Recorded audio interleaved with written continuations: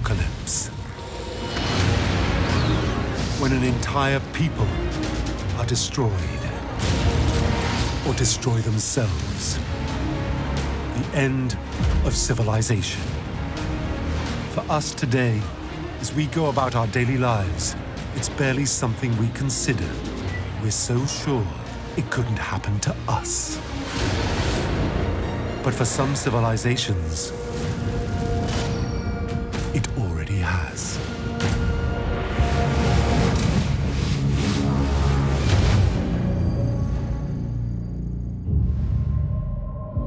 The remnants of great kingdoms, empires, civilizations span the globe.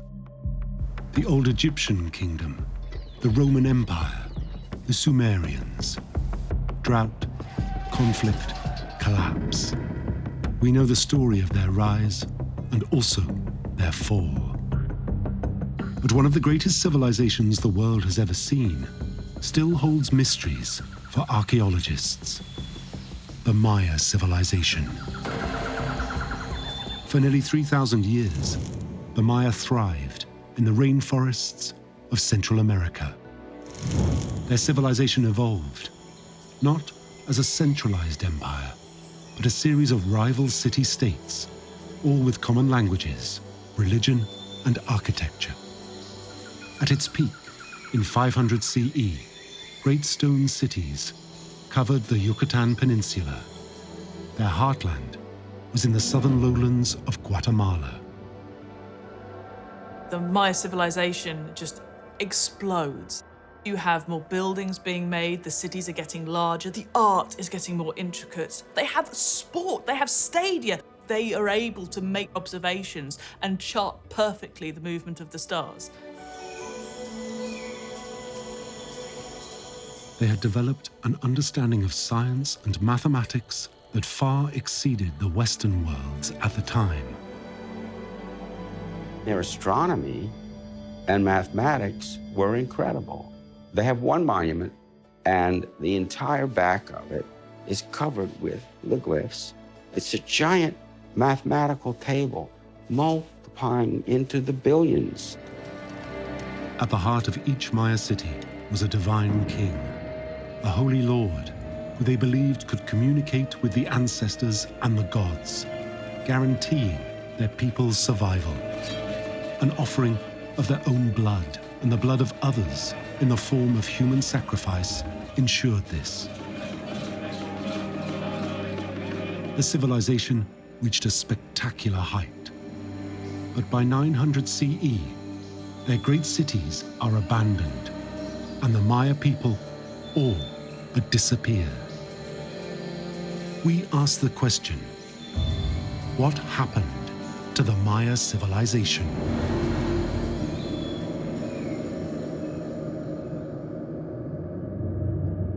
Europeans first encountered the people of Central America in the early 16th century. By 1519, Spanish conquistadors, led by Hernán Cortés, began their colonization of this new world. They were driven by its promise of great mineral wealth, but they also found a people ripe for conversion to Christianity. The Spanish conquistadors were driven by two things. One was gold, no question about it. And the other was that they were extremely religious, Catholic, and they wanted to spread the word of God and the Catholic Church. Along the edges of the Yucatan Peninsula, they encountered a disparate, small population of indigenous people known as the Maya. The conquistadors were fanatical in the way they delivered the Bible's message. Bishop Diego de Lada was incredibly vicious in the way that he perpetrated his religion on the people. He tortured them. He burnt their books. They had wonderful books made of deerskin and tree bark that they used to write down their local myths. He needed to destroy the culture that was in the way of them seeing the true way to Christ. Originally, there would have been thousands of these bark paper books, and he gathered up all the bark paper books that he could and he burned them in a massive bonfire. But the Spanish found it a lot harder destroying the ruins of the massive stone cities they found across the Yucatan. As the centuries passed and the jungles were explored, more and more of these mysterious stone cities were reported. By the early 19th century, the first widely read account of these discoveries reached Europe.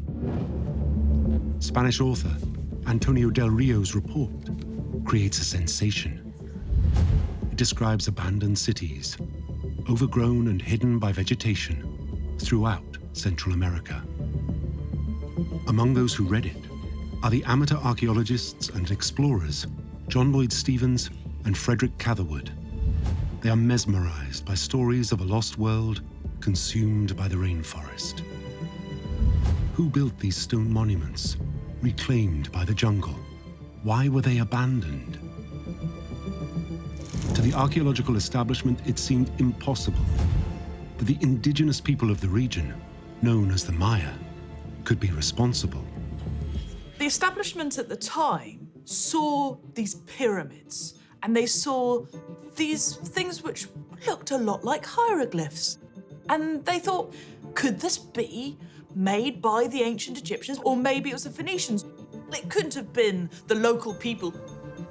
Stephens and Catherwood are dumbstruck by the establishment's view. They knew that they couldn't possibly be anything else other than a native Central American civilization.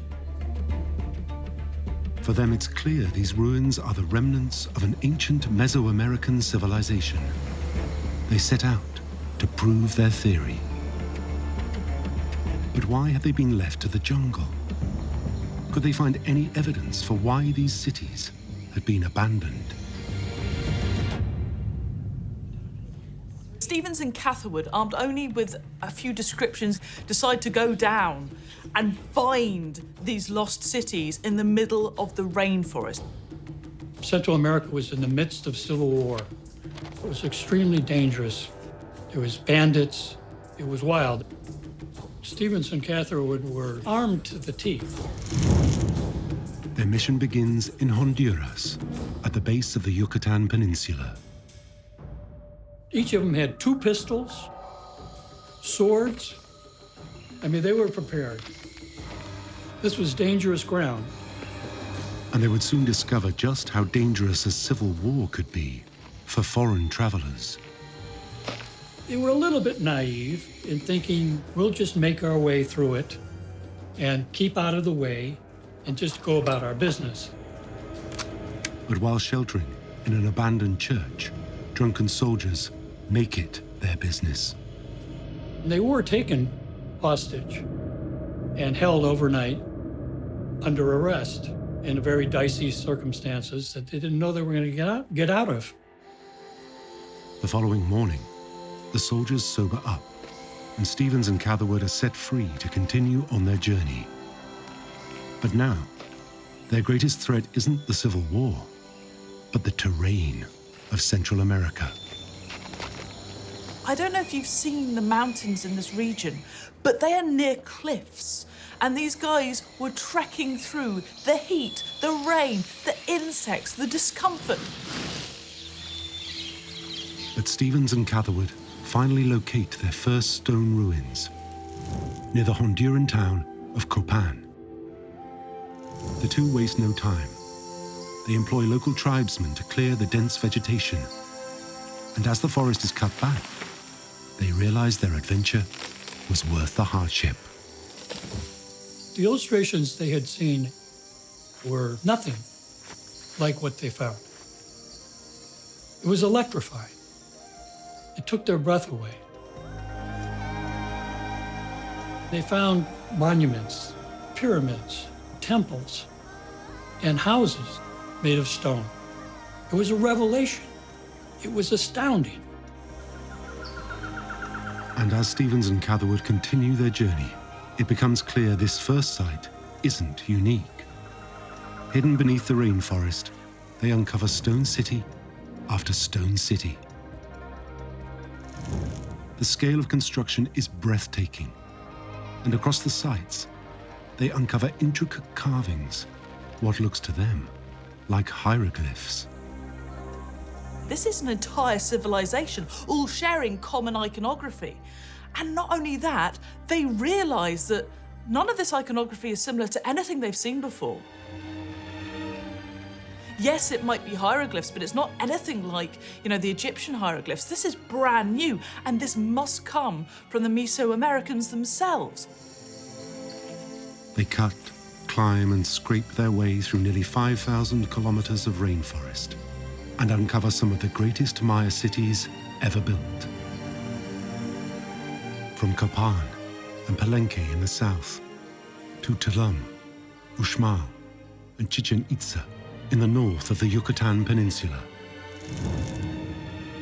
In total, they identify 44 Maya sites, and the similarities in architecture, art, and the carved glyphs between the separate cities show it's the work of a single people, the Maya civilization. When they publish, their work creates a sensation. The books were bestsellers.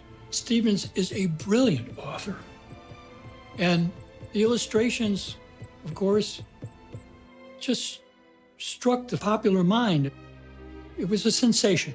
They were the archaeological celebrities of their day. But their findings ask more questions than they answer.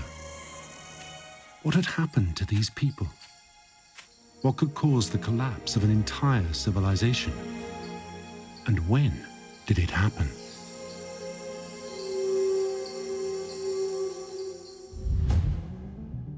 If the early archaeologists could find a way to date the Maya civilization, they might be able to work out when it collapsed. There could be clues in the Maya glyphs found carved into stone across the civilization. The problem was, no one could read them.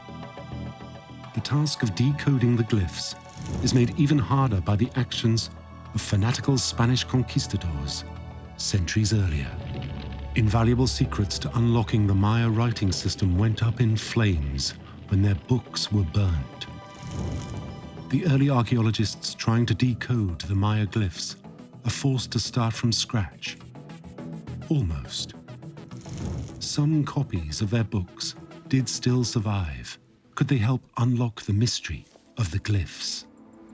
The archaeological world is incredibly lucky that Ernst Forstermann worked at the Dresden Library.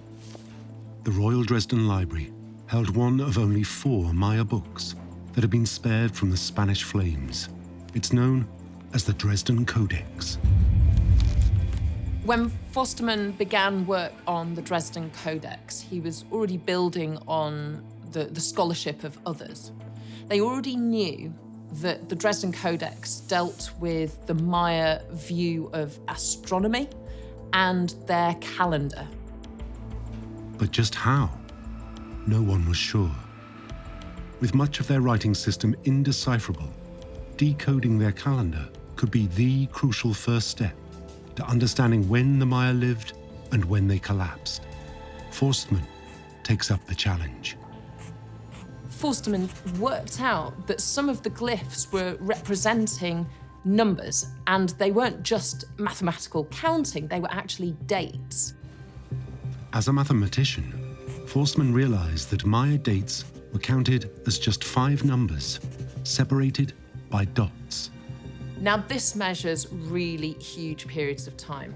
The right-handmost number is what the Maya call a ki'in and shows days.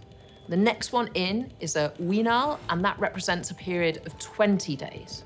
The next one in is a ton, and that counts years, and the next one in is a katon, which are blocks of 20 years. The next one in, the 5th, is a bakton, 20 periods of 20 years each, which is 144,000 days. Or a little less than 400 years when it started again. It was a breakthrough. Archaeologists finally understood not only how the Maya counted time, but also how to date their history. In the Dresden Codex, they had marked down the dates of the occurrence of a solar eclipse. and the historical occurrence of a solar eclipse is something astronomers can calculate using our own calendar. If you can find that date and the Maya date for the eclipse, you can sync the two. And astronomers found a match. A solar eclipse recorded in the Dresden Codex on the 16th of July, 790 CE. The Maya calendar and our own were synchronized. Archaeologists began seeing dates chiseled into stone at sites across the Maya world. Dates were carved on the sides of monuments, on the sides of temples. They were absolutely everywhere. Now that archaeologists could read the Maya dates, they turned their attention to their writing system. And one particular kind of carved monument captured their attention.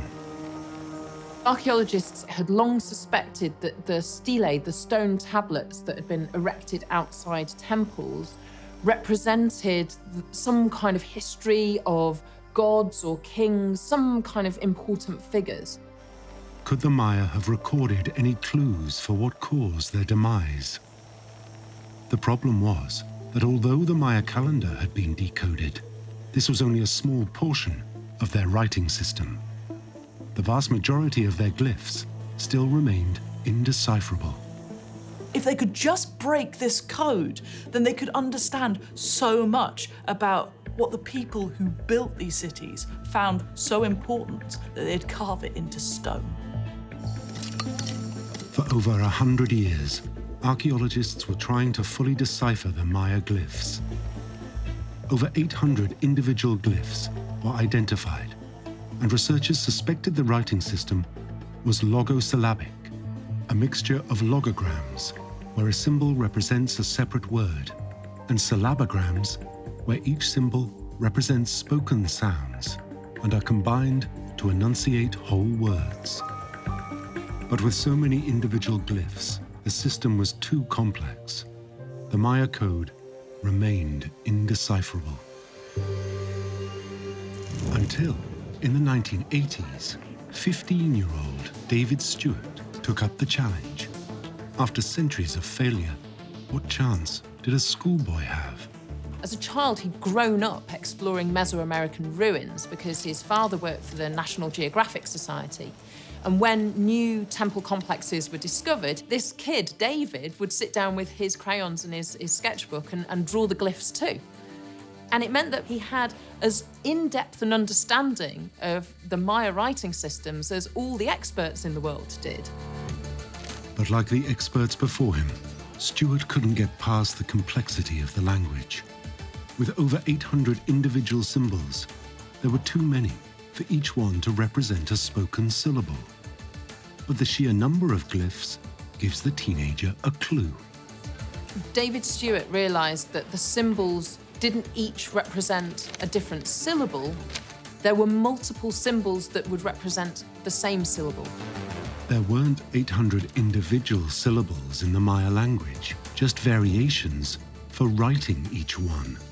Words could be depicted using many different forms, and individual syllables written multiple ways. The Maya code was cracked, and as archaeologists began to translate the stelae, they were blown away. They showed birth dates, they showed accession dates, they showed important victories and terrible defeats, and when the throne was passed on to the next king. In those tablets of stone, we have the history of ancient Maya. Archaeologists could finally read the Maya story, and what they discovered was astonishing.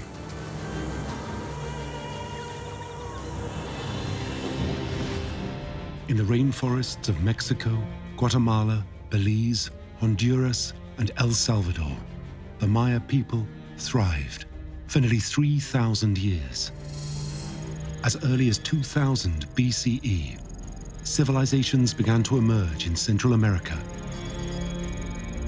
First the Olmecs, and then the Teotihuacan of Mexico.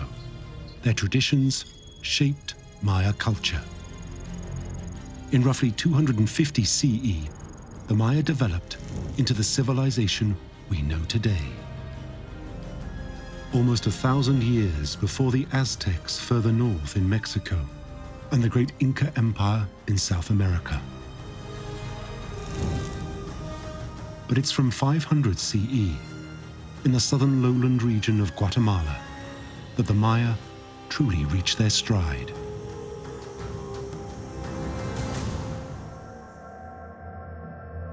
It's a civilization to rival any, but by 900 CE, at their very height, the Maya abandoned their heartland. Remnants of the people survived along the edges of the Yucatan. These are the people the conquistadors first encountered in the 16th century. But their civilization is a shadow of its former self, and over the centuries, the cause of their exodus from the southern lowlands is forgotten. Studying them is really kind of like the early autopsies to understand the body. It's in ruins in the jungle, what happened. It's one of the greatest cold cases in history. What caused the collapse of the Maya civilization? But among the ruins, surely the Maya must have left some clues.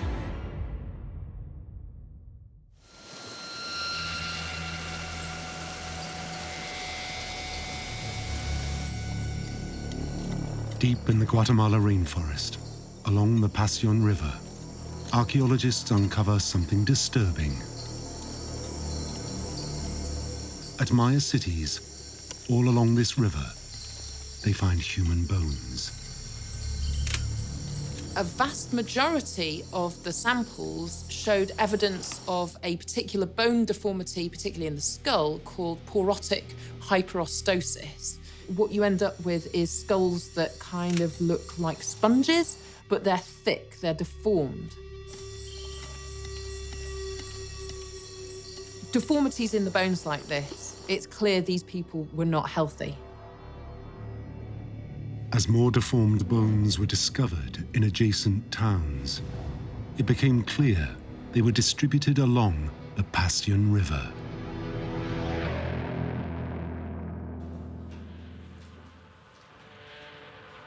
Archaeologists need to know what was causing the deformations. They enlist the help of paleopathologist Frank Saul. The conclusions that Saul and his team came to in the 70s was that the deformities in these bones along the Pasión River were evidence of malnutrition. These people had starved. Malnutrition suggested that the Maya food chain collapsed. Given that rainforests are notoriously difficult to farm, in many ways, over-farming made sense. Typically, tropical rainforest soils aren't nutrient-rich. They can be exhausted very quickly. It's really hard to sustain a large population in a rainforest where you've got thin soils, where you have to constantly maintain this delicate balance between the nutrients going into the soil and the nutrients coming out of the soil through your harvesting. The idea that the Maya population outstripped their capacity to grow food was tantalizing, particularly with the form of agriculture that archaeologists consider the Maya used: slash and burn, clearing the forest and setting it alight. In slash and burn farming, for every 3 years or so of growing, you then need 15 years of the field to lay fallow for it to recharge its nutrients again. If you just keep growing and growing and growing without waiting 10 or 15 years for the soil to replenish itself, the food will just stop growing. Did the Maya population outgrow the land? Archaeologists needed a way to understand the true scale of their civilization. For centuries, archaeologists surveyed from the ground. In the rainforest, it's painstakingly slow. But then a revolutionary piece of aerial technology, LiDAR, transformed archaeology overnight.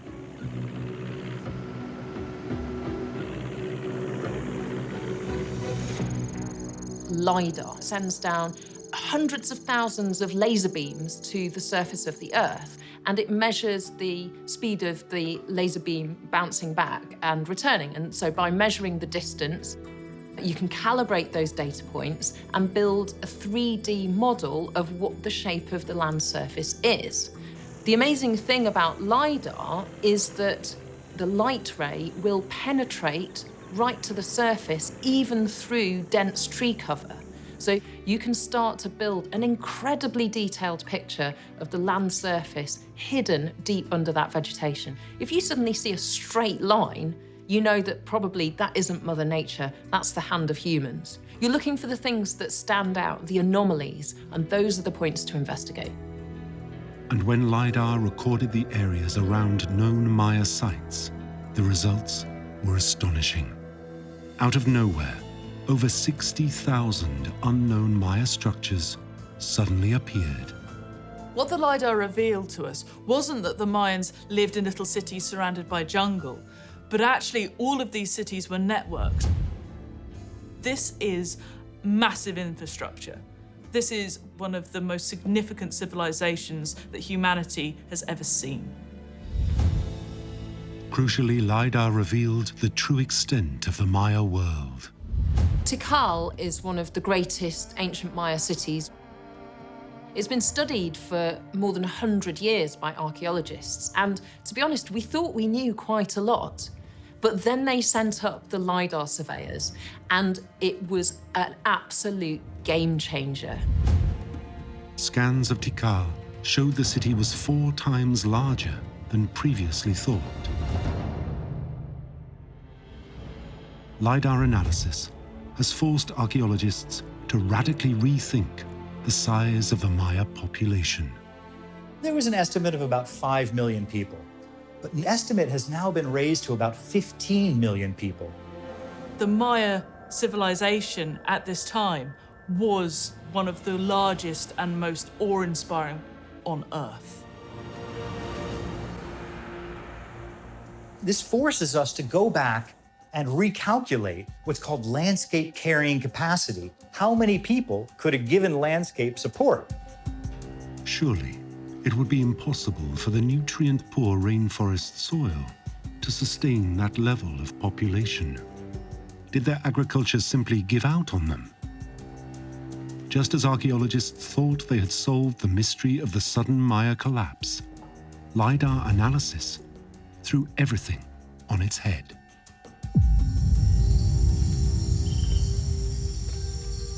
The Maya were spectacularly advanced farmers.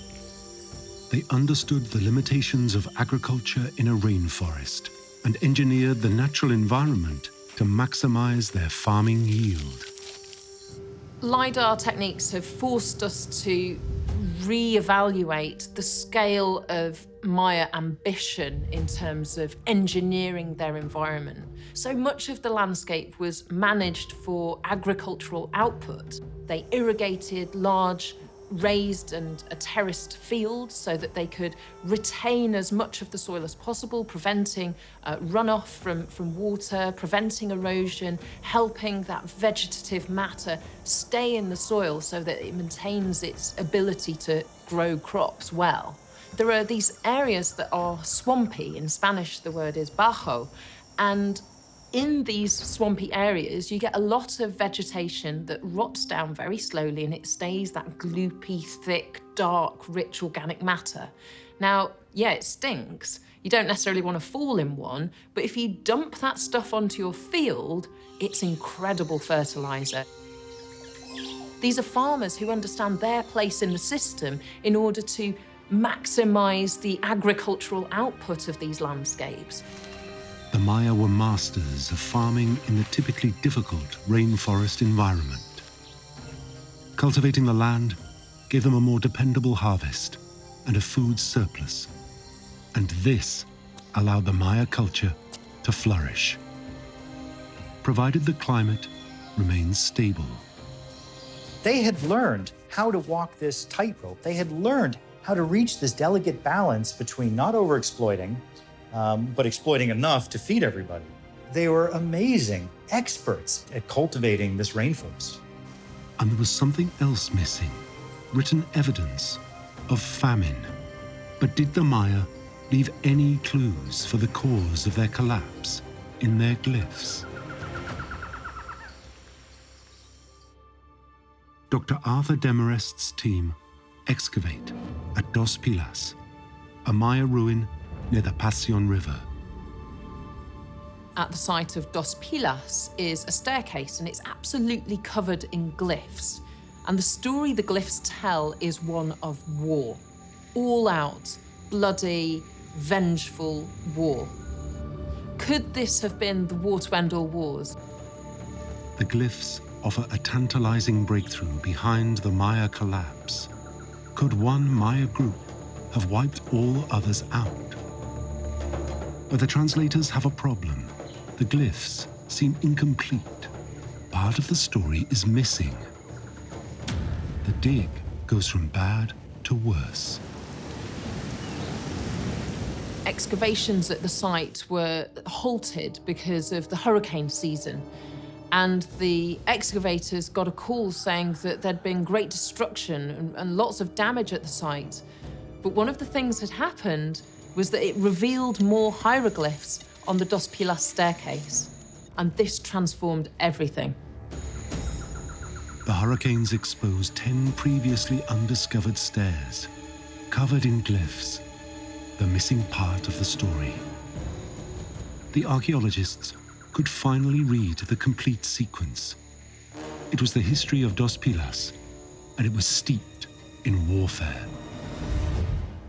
Did the Maya destroy each other? As Demarest's team translated the glyphs, they discovered a detailed story. In the 600 CE, two superpowers wage war, Tikal and Calakmul. Tikal rises to ascendancy and has overlordship of a huge area and lots of other very rich and well-endowed city-states. In the 620s, one of the sons of the divine dynasty is sent to an outpost on the Passion River to establish a new city. We know it as Dos Pilas. And it was important as a sort of defensive military outpost, basically to ward off potential would-be attackers because they could see that there was control across the whole area. But Calakmul wasn't deterred, and Dos Pilas was captured and subjugated. Analysis of the glyphs showed Dos Pilas pledged allegiance to Calakmul and fought with them. This war didn't end in total destruction. It ended in assimilation. In most cases, they would put somebody else on the throne, or often the same king. But now, they're paying tribute to the other great city. Rival cities and their people were subjugated. It's evidence that the result of Maya conflict was an expansion of influence, not a collapse. Maya civilization was warlike, but they managed to coexist. The cause of their apocalypse is a bigger mystery than ever. Archaeologists return to the pattern of collapse to see if they had somehow overlooked a clue. The collapse of the Maya cities along the Passion River start with Dos Pilas. Then, all along the Yucatan Peninsula, Maya cities fall like dominoes. The answer had to lie in this very specific region.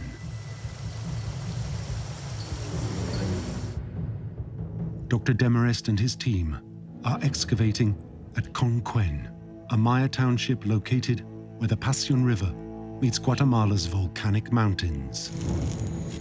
The city of Conquen was a small kingdom under Dos Pilas. We have there the largest jade workshop in the Americas. So the city was very important. Here, the archaeologists make a gruesome discovery. There's a little pool, natural little water hole. So they started digging a little hole, and then it was bigger and bigger, and then they started finding bones, more bones, more bones. There were 31 bodies. Archaeologists know from Maya glyphs that in times of great crisis, human sacrifices were made. Is this what happened here? Luckily, the Maya left behind a great deal of information about the macabre ritual. When Maya were sacrificed, they would be brought to the top of a pyramid. They would be painted in blue, decapitated. Their heart would be ripped out. So it leaves a fairly recognizable fingerprint in the archaeological record. Were the bodies in the Conquen pit human sacrifices? Dr. Demarest's team enlist the help of the Forensic Foundation of Guatemala, forensic pathologists who usually investigate war crimes. They established that their killing wasn't in keeping with sacrificial practice. They had jade implants in their teeth. And then you had, jaguar claw necklaces and some canines. Clearly, these were not just, warriors or something. They were high elite. They could see that some were speared, a couple were bashed in the head. Several had a spear thrust through the throat, severing the spinal cord. The autopsies make sacrifice unlikely. So why were these people killed? They find another clue in Conquen. The palaces, parts are toppled. Hundreds of tons of dirt and garbage are buried over the throne rooms and the surfaces. We're digging, we're seeing this, and wow, this is really the mother lode, for collapse. They date the destruction to 800 CE. Whatever happened at Conquen happened near the start of the Maya collapse. Everything pointed to the deaths being linked with a distinct Maya form of worship.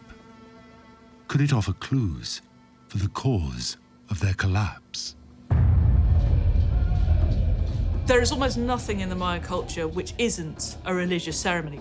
They had a holy lord at the top who's effectively a king, and he gets his power because he is descended from the gods. He could talk with the gods, he can convene with the gods.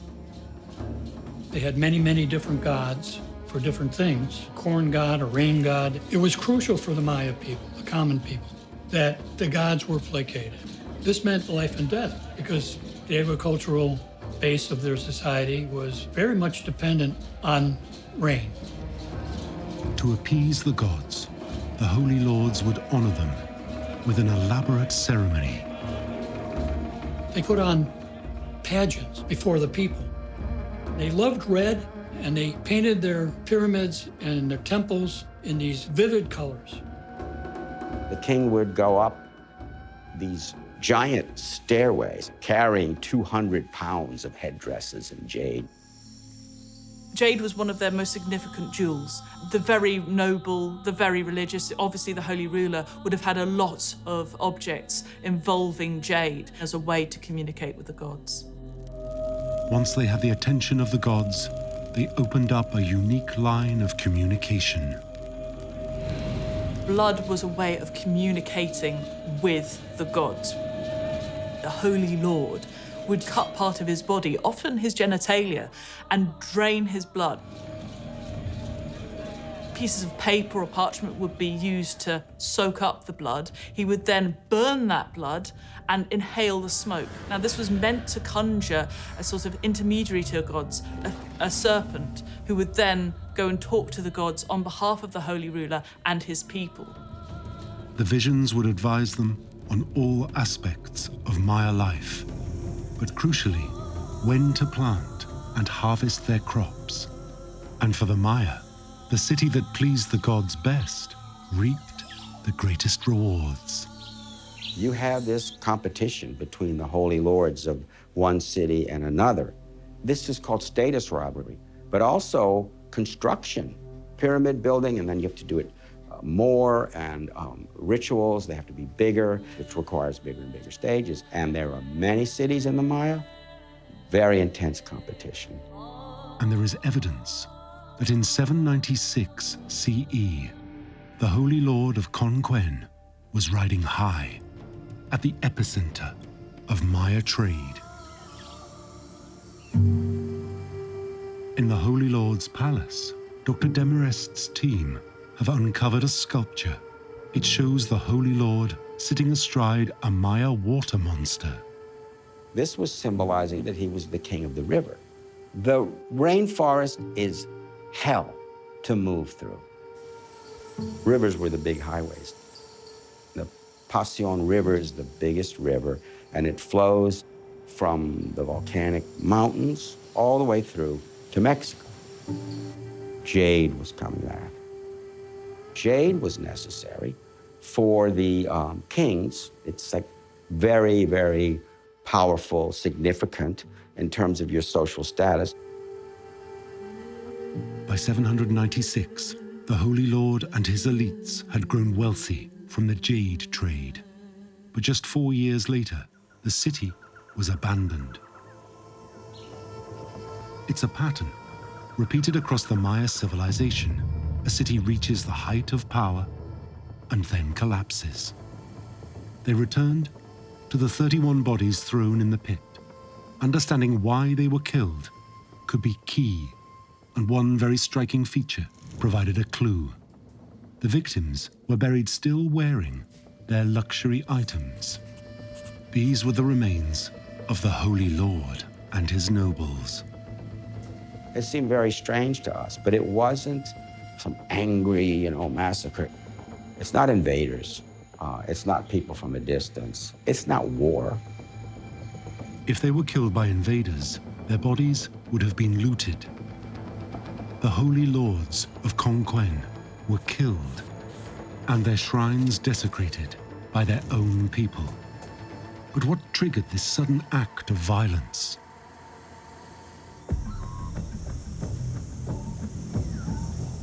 Archaeologists look downriver to Dos Pilas, the regional powerhouse and rulers of Conquén.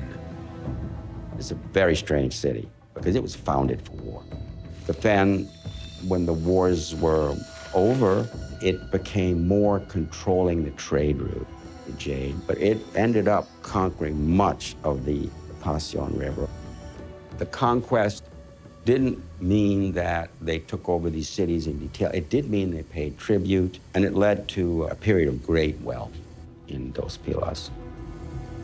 But although financially Dos Pilas was thriving, there were signs that the city had turned its back on its religious rites.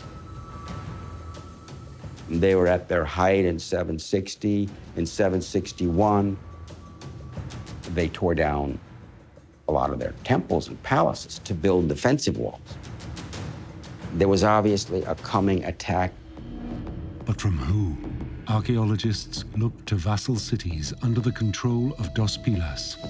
They strike gold in the ruins of Tamarandito. When archaeologists began deciphering the stele from Tamarandito, what they found was that the king of Tamarandito had decided to rise up and overthrow his oppressor at Dos Pilas. With Tamarandito advancing, Dos Pilas prepared for a siege. We dug 13 kilometers of walls.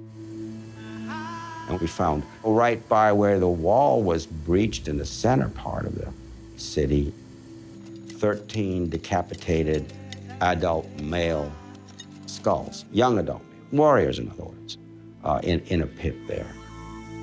By 761 CE, the elites of Dos Pilas were dead and the city abandoned. But the fighting didn't stop here. When Dos Pilas was destroyed, then you start to see others fall. There's a rapid domino effect. The population drop was very dramatic, very fast. It seems there was a rebellion that spread throughout the southern lowland region, the heartland of the Maya civilization. So what caused the Maya to revolt against the ruling elite of their cities? We will never completely be able to know the individual ways in which this city collapsed or that city collapsed, but that's not that important. What's important is to see the connections and then see the real causes underneath. The system of divine kingship and the status rivalry. You see all these things, more and more monuments because you have more nobles and the kings need more jade, need to have more power. And you see those things getting greater and greater. And it really is greater in many ways, but not for everybody. The degree of social inequality created is hard to sustain. Dr. Arthur Demarest believes the system of divine leadership, placing all their faith in the ruling elite, is key to the collapse. Over time, the differences in social strata, the stratification between the poor and the nobles and the rulers became greater and greater and greater. And then this wonderful construction and the beautiful science, everything we see, the energy for that being produced by the farmers below. You begin to see the health of the farming class deteriorating. 95% of the population were farmers. Status rivalry between city-states pushed the Maya people to breaking point, and things were only going to get worse. In 800 CE, the Yucatan was hit by a severe drought. It lasted for 150 years. The Maya civilization reached the heights it did because they mastered farming in the typically difficult rainforest environment. The drought threatened to destroy everything, and the Maya solution to the drought would prove just as fatal. Whenever there was a disaster, whenever there was a drought and the Holy Lord was unable to convince the gods to give them rain, well, what did they do? They doubled down. They'd be focusing on building more temples to the gods, building more monuments. A city would declare war on another city, going out and finding more jade. And at a time, if your people are starving and you're going out and spending a lot of time trying to get jade, it seems really backwards. The Maya went to war to control what little resources there were left, built more temples, held more ceremonies, and prayed harder, hoping the gods would save them. Their efforts proved futile. What happens when the Holy Lord is unable to convince the gods to make it rain? Maybe you realise that the system's not working. And if the system's not working, what do humans tend to do? Well, they tend to smash it up and leave. It's believed that one by one, they gave up on their holy lords, like the people of Conquén had, ritually killed them and abandoned their cities.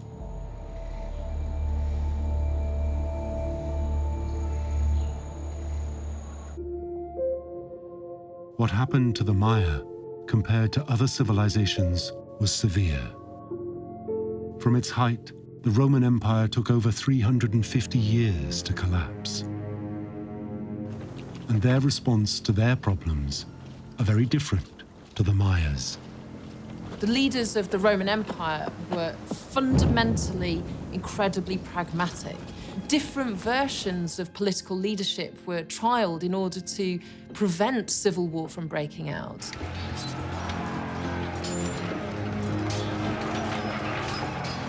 Various emperors delineated the edges of the empire and said, this is as far as we can go in order to not destroy ourselves back home. The thing about the Romans is that they tried stuff out in order to try and keep things together. From what we know of the history of the Maya, they didn't do that. The Maya people themselves aren't gone. Their descendants live on in the Yucatan, even today. But it's thought that at the height of the collapse, the ancient Maya abandoned their cities and dispersed into the rainforest, reorganizing into smaller, self-sufficient villages. By 900 CE, the collapse in the Maya heartland had all but stopped, and only Maya in the Yucatan and highlands remained. The Maya's great temples, their palaces, their cities were left for the rainforest.